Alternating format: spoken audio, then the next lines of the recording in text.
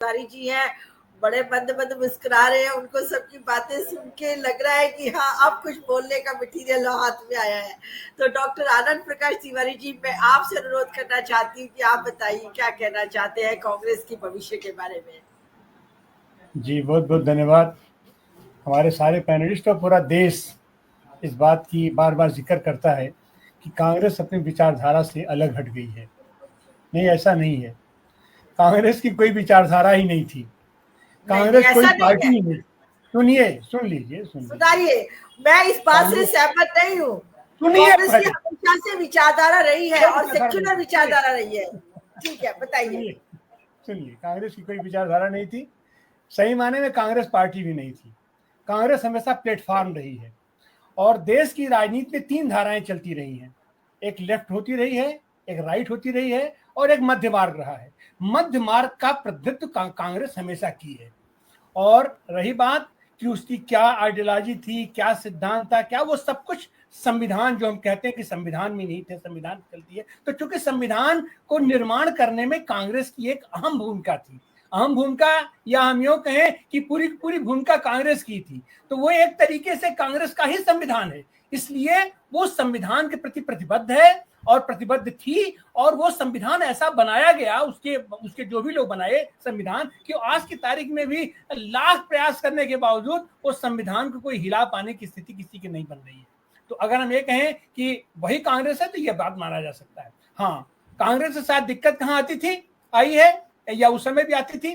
कांग्रेस चूंकि मध्यमार्गी थी, तो लेफ्ट और राइट माने समाजवादी खेमा और जो सांप्रदायिक खेमा, ये दोनों आंदोलन लेकर के चलते थे। और इसमें जिसका पलड़ा भारी हो जाता था, कांग्रेस उसको बैलेंस करके अपना बीच से रास्ता लेकर के अपना शासन, कांग्रेस हमेशा सत्ता की पार्टी रही है। कांग्रेस कभी संगठन की पार्टी नहीं रही है। संगठन की पार्टी बनती है जब संघर्षों में जाना पड़ता है। अब कांग्रेस सही माने में पार्टी बनने की ओर अभी अग्रसर हुई है, क्योंकि अब उसके सामने संघर्ष आया है। जब तक हम सत्ता में रहते हैं तो सत्ता के बल से पार्टी चलती, संगठन चलता है। और यहीं पर यही चीज प्लस कर जाती भारतीय जनता पार्टी के लिए कि भारतीय जनता पार्टी अपने आप में कोई पार्टी नहीं है। भारतीय जनता पार्टी अनुशासनिक संगठन है। भारतीय जनता पार्टी एक तरीके से जन संगठन है। उसकी असली पार्टी तो राष्ट्रीय स्वयंसेवक संघ है। तो राष्ट्रीय स्वयंसेवक संघ अपने यहाँ संघर्ष, अपना संगठन वो अपना उस तरीके से बनाता रहता है। और यहीं पर कांग्रेस कहीं ना कहीं से फेल कर जाती है। आज की तारीख में जो कांग्रेस एक पार्टी बनने की स्थिति में आई है, तो उसमें फिर वही प्रश्न हो गया है कि कांग्रेस के अंदर समाजवादी खेमा और सांप्रदायिक खेमा, ये दोनों खेमा समान रूप से मिले हुए हैं, घुटे हुए हैं। हाँ, अब उसमें नेतृत्व किसको कितना महत्व देता है, किसको कितना अहमियत देता है, उसी के ऊपर धारा चलती है। तो अब तक कहीं ना कहीं से कांग्रेस आज की तारीख में भी वैचारिक रूप से कंफ्यूज नजर आती है। कारण वही है कि राहुल गांधी एक निकल करके, एक धारा लेकर के, एक वैचारिकी निकल करके, एक पूरी पूरी सांगठनिक प्रक्रिया लेकर के आगे बढ़ रहे हैं, लेकिन उनकी पार्टी अलग खड़ी है, राहुल गांधी अलग खड़े हैं। राहुल अकेले कर भी क्या सकते हैं? पूरे पार्टी का ओवर हार्डिंग भी कर पाना इतना आसान नहीं है, इतना आसान नहीं है। तो राहुल गांधी प्रयत्नशील तो हैं, प्रयास तो कर रहे हैं, अपने वैचारिकी में निखार भी ला रहे हैं और कांग्रेस को एक वैचारिकी देने की कोशिश भी कर रहे हैं। लेकिन वह कोशिश जब नीचे का अपना ढांचा रहता है, आधार रहता है, तो उस कोशिश को ताकत मिलती है, बल मिलता है। अगर उसका हम वो प्रतिफल देख रहे हैं, आप ये 84वां अधिवेशन करने से पहले पूरे देश के पैमाने पर आपने अपने सांगठनिक ढांचे को दुरुस्त किया। अमूमन हर जिलों में आपने नई कमेटियां बनाई या जो भी जैसे किया, लेकिन जिस प्रांत में आप सम्मेलन करने कर रहे थे, जिस प्रांत को आप फोकस कर रहे थे, उस प्रांत में आपके संगठन की क्या स्थिति रही? उस प्रांत में आपने संगठन कैसे बनाया? तो करें क्या हो? वहां पर भी उनकी वही दिक्कत परेशानी है कि राहुल गांधी शीर्ष नेतृत्व कहीं खड़ा है और नीचे का जो अपना आधार है वो कहीं खड़ा है, तो वो तालमेल ही नहीं बैठ रहा है। अगर एकाएक राहुल गांधी या शीर्ष नेतृत्व अगर एकाएक नीचे से अगर सबको हटा दे तो अपना नीचे खोखला हो जाएगा। ऐसी हालत में क्या रणनीति अख्तियार करेंगे राहुल गांधी जी या अपना शीर्ष नेतृत्व, अब तो उनके ऊपर है। लेकिन इन छोटी छोटी बातों पर और कहीं ना कहीं ये जो राइट विंग के लोग होते हैं या समाजवादी खेमा भी हम कहें, ये लोग कहीं ना कहीं से सांगठनिक प्रक्रिया को वैचारिक धार के साथ लेके चलते हैं। तो यह जो राइट विंग है भाजपा, जिसका बार बार जिक्र करते हैं अपना राहुल गांधी जी कि हमारे अंदर स्लीपर सेल है, तो उनके यहाँ राष्ट्रीय संघ के काम करने का तरीका अनूठा है। उनके यहाँ छल से काम किया जाता है, उनके यहाँ छल का काम किया जाता है, उनकी पूरी पूरी मीडिया कान में फूंकने वाले वो इस तरीके से तमाम लोगों को प्लांट करते हैं कि केवल कांग्रेस में नहीं, ये भारतीय जनता पार्टी में नहीं, हर पार्टियों में, हर वैचारिकी में, हर संगठन में उनके लोग स्पाई के तरीके से घुसते रहते हैं और वहां घुन के तरीके से अपना काम करते रहते हैं। लेकिन अब उसी में जहां उनको ज्यादा वरीयता मिल जाती है, प्रश्रय मिल जाता है, वहां पर उस मजबूती के साथ घुस जाते हैं। तो कांग्रेस उनके लिए बहुत ज्यादा मुफीद जैसा लगता है, आरामदायक लगता है कि हम यहाँ आकर के अपना विश्राम की अपना मुद्रा में धीरे धीरे काम करते रहेंगे, क्योंकि ये चूंकि सत्ता की पार्टी रही है तो आराम पसंदों की अपना पार्टी रही है। अपना कमरे में बैठ करके वहीं से स्टेटमेंट दे दिए, वहीं से अपना कर रहा है, अपना पदाधिकारी बने हुए हैं, अपना चल रहा है, कोई वहां पर रोक टोक नहीं है, कोई वहां छेक नहीं है मैदान में। अब जैसे ही अगर हम उत्तर प्रदेश का उदाहरण ले तो उत्तर प्रदेश में भी एक लंबे अरसे से सत्ता में नहीं एक पार्टी, लेकिन वहां एक जुझारू नेता सामने आ गया, वो रात दिन एक कर दिया है, कूद रहा है, हर जगह दौड़ रहा है, झगड़ रहा है, लड़ रहा है, लोगों के सुख में दुख में हर जगह उपस्थित हो जा रहा है। तो इस तरीके के कार्यकर्ताओं नहीं है कांग्रेस में, ये हम नहीं कर सकते, हर जगह एक कार्यकर्ता है। लेकिन अब सवाल है कि आपकी दृष्टि उन पर जाती है कि नहीं जाती है। वह जो आपके यहाँ स्लीपर सेल हैं या जो ये बुलडॉग बैठे हुए हैं आपके यहाँ, वो लोग उनको कितना हजम कर पाते हैं, वो लोग उनको कितना प्रश्रय दे पाते हैं, इस पर निर्भर करता है। अभी जैसे क्या हुआ, अभी बिहार में तो कर रहे हो मामला, लेकिन सवाल ये भी है कि हम जो वैचारिकी लेके चल रहे हैं, हम जो सांगठनिक ढांचा लेके चल रहे हैं, हम जिसके लिए वक्तव्य दे रहे हैं, हम जिसको लेकर के आगे संघर्ष की हम प्लानिंग कर रहे हैं, उनके बीच तक हमारी बात जा रही है कि नहीं जा रही है। अब पीडीए करके राहुल गांधी ने पूरा गुजरात का आप उठा करके देखिए, अल्पसंख्यक, दलित और पिछड़ा और क्या क्या भाषण कर रहे थे। सवाल ये उठता है कि उन लोगों के बीच में आपकी बात सुनी जा रही है कि नहीं सुनी जा रही है। उन लोगों के बीच से लोग आपकी बात सुनना चाहते हैं कि सुनना नहीं चाहते हैं। आप लोग बीच में अब ये हुआ कि एक गुजरात, जहां कहीं भी आप ताकत देखेंगे तो कांग्रेस की जहां कहीं भी सीधी फाइट है, कांग्रेस जहां भारतीय जनता पार्टी से सीधे संघर्ष में है, वहां इसके साथ दिक्कत आ रही है। क्योंकि पोलराइजेशन में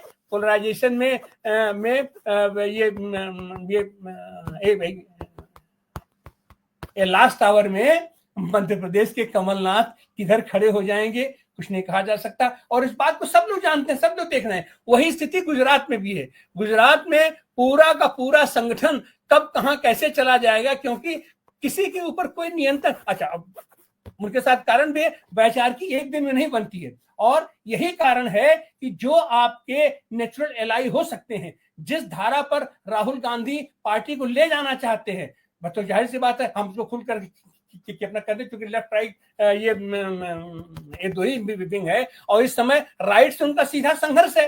तो जाहिर सी बात है कि समाजवादी धारा को वो अपने करीब लाना चाहते हैं, उस प्लेटफॉर्म पर ले जाना चाहते हैं। लेकिन यही कांग्रेस के लोग, कुछ लोग ऐसे हैं कि सीधे सीधे गालियां देना शुरू कर रहे हैं समाजवादियों को, समाजवादियों के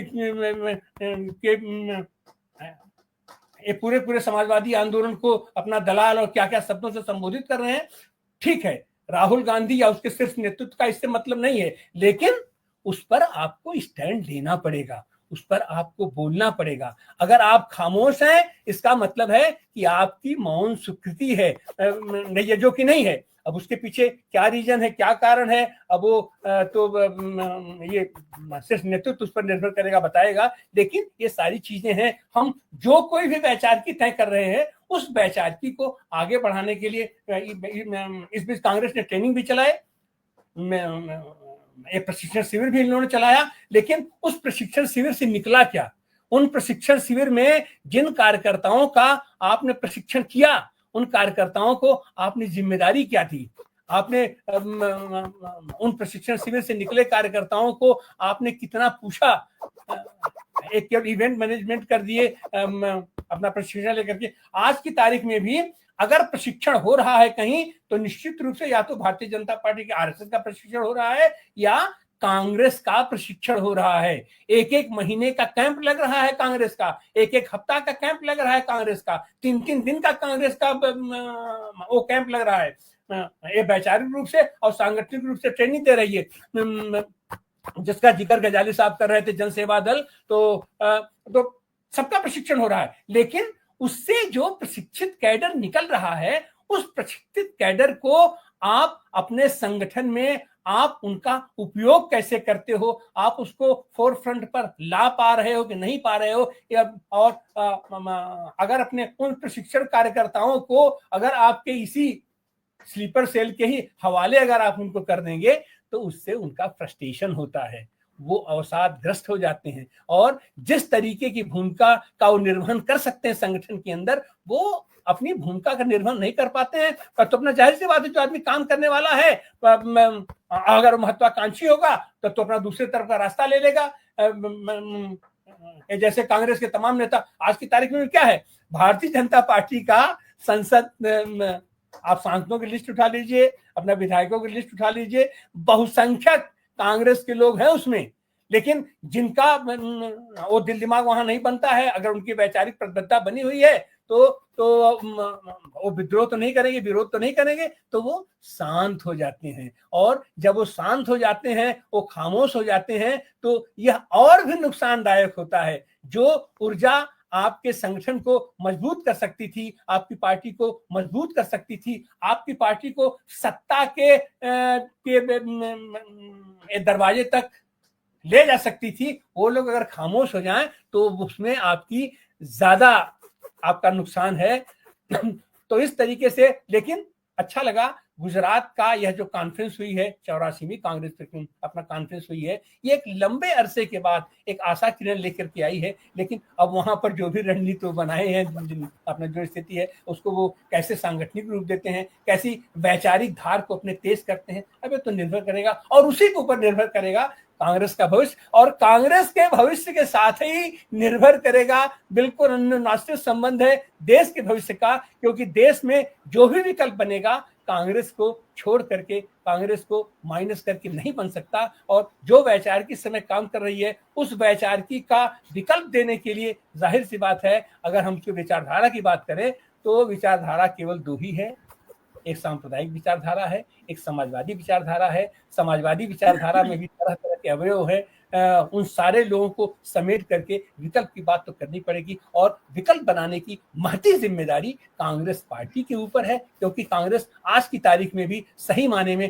राष्ट्रीय पार्टी अगर कोई है तो केवल और केवल कांग्रेस पार्टी है। इसकी जिम्मेदारी ज्यादा बनती है, और हमको लग रहा है कि गुजरात की इस अधिवेशन से जरूर कोई न कोई रोशनी निकलेगी। बहुत बहुत धन्यवाद जी, बहुत बहुत धन्यवाद आनंद जी, आपने बहुत ही विस्तार से, सही तरीके से, सटीक तरीके से विश्लेषण किया है भूतकाल, वर्तमान काल और भविष्य कांग्रेस का। इस बारे में आपने बिल्कुल सही तरीके से बताया है, और विचारधारा है और विचारधारा के साथ ही रहना पड़ेगा, तभी कांग्रेस आगे आ पाएगी। और रही बात गुजरात की, तो क्योंकि मैं खुद गुजरात से हूँ, तो यहाँ पर गुजरात में ऐसा नहीं है कि सब अच्छा ही अच्छा है, यहाँ पे बहुत सब तकलीफें हैं, बहुत परेशानी है, महंगाई पराकाष्ठा पे है जैसे सभी जगह पर है, यहाँ पर बेरोजगारी भी बहुत पराकाष्ठा पे है, और साथ ही यहाँ पर युवाओं के प्रश्न है, पेपर लीक हो जाते हैं, 22 बार पेपर लीक हो चुके हैं, और यहाँ पर मतलब महिलाओं की सुरक्षाओं का भी सवाल है, सभी तरह के सवाल है।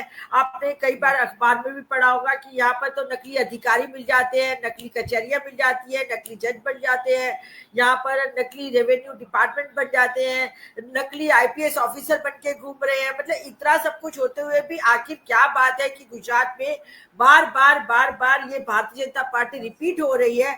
उसके पीछे जो मुझे कारण पता है या जो मैं समझती हूँ, वो मैं आज आप लोगों के बीच में शेयर करना चाहती हूँ।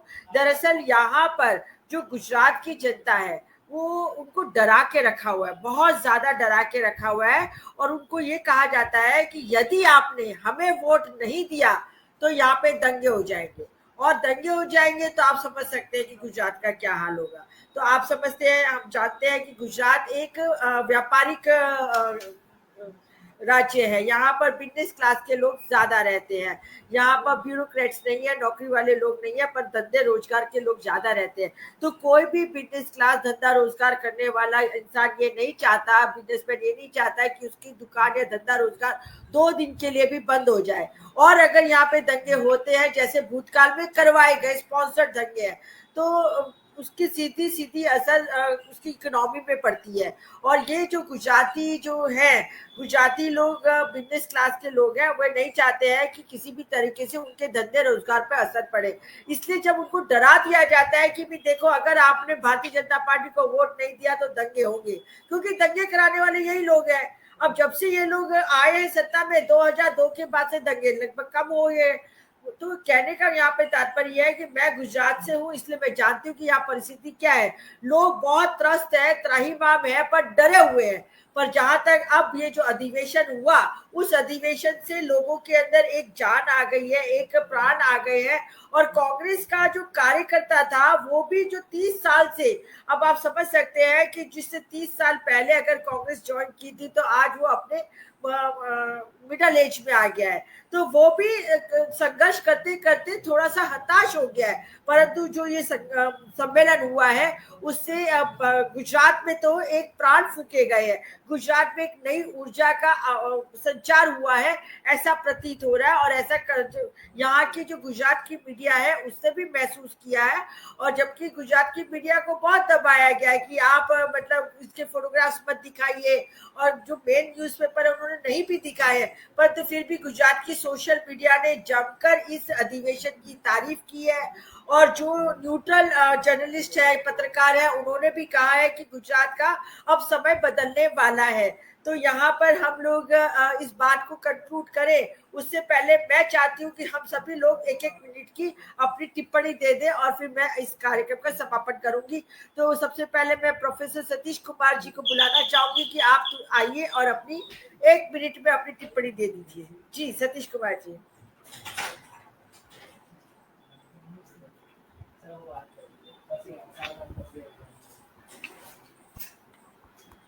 अनम्यूट कर लीजिए। बस खत्म जी। है।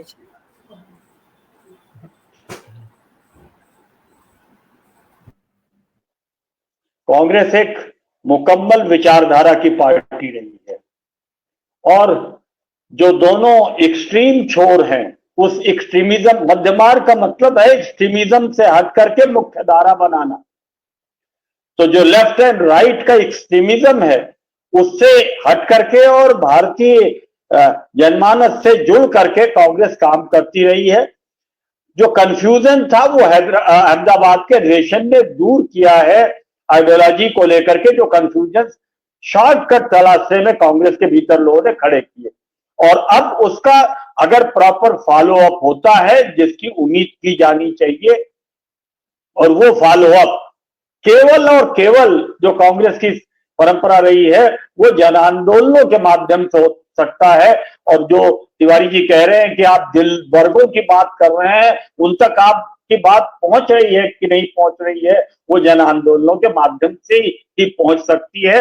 लेकिन बुनियादी बात रोल ऑफ आइडिया है। रोल ऑफ आइडिया कभी कांग्रेस क्या पूरी राजनीति में मरता नहीं है। और अगर आइडिया को लेकर के, आइडियोलॉजी को लेकर के एक क्लियरिटी इस अधिवेशन के बाद आई है तो मैं समझता हूं कि जो उसका फॉलो अप है वो भी कमोबेश होगा। राहुल गांधी ने यात्राएं की तो उसका फॉलो अप होना चाहिए था।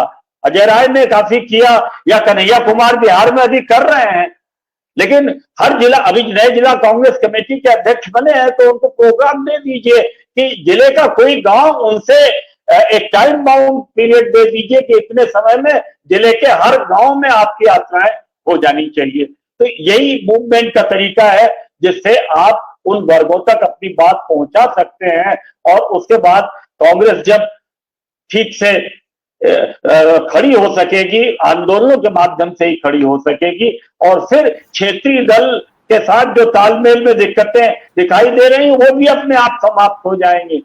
जो कांग्रेस के अनुकूल विचारधारा वाले क्षेत्रीय दल है, उसके बाद उनके साथ भी बड़े अच्छे ढंग से तालमेल आसानी से हो जाएगा। लेकिन पहले अपने को कांग्रेस को बिल्डअप करके जन आंदोलनों के माध्यम से जो अहमदाबाद से एक वैचारिक धारा निकली है उसके मुताबिक काम करना पड़ेगा और उसको फॉलो अप एक्शन में ले जाना पड़ेगा वहां के संकल्पों को।